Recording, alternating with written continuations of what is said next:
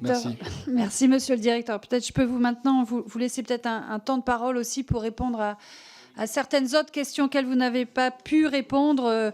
Je pense par exemple à la formation aux nouvelles compétences professionnelles. Il y a une question aussi plusieurs fois sur les sous-traitants, c'est-à-dire est-il possible de votre part d'avoir davantage recours à des sous-traitants qui soient français et européens. Je crois qu'il y a eu beaucoup de questions sur l'avenir des sites, même si vous avez commencé à y répondre, non seulement sur les sites d'assemblage, mais les sites aussi de composants et d'organes des véhicules. Des questions évidemment aussi sur... pour reprendre la question, celle des sous-traitants, la question de la responsabilité des donneurs d'ordre.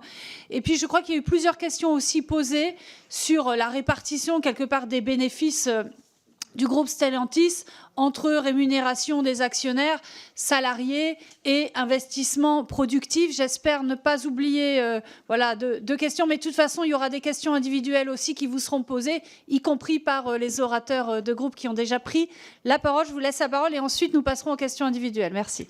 OK, reconversion et formation.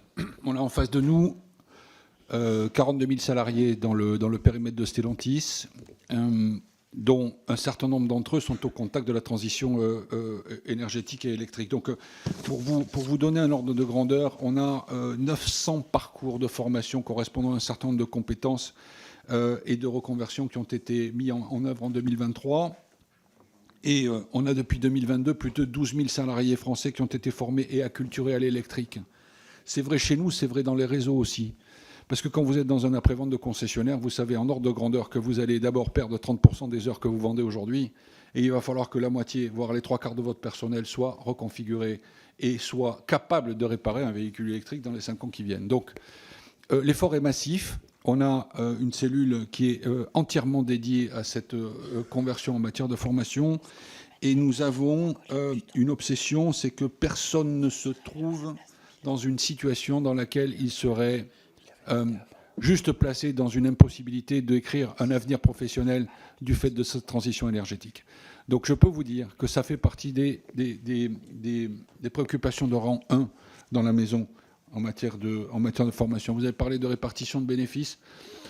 Je pense qu'on a toujours eu à cœur de faire un partage équitable entre la rémunération des salariés d'un côté et celle des actionnaires de l'autre. Ça, c'est ce que je pense Carlos a toujours dit.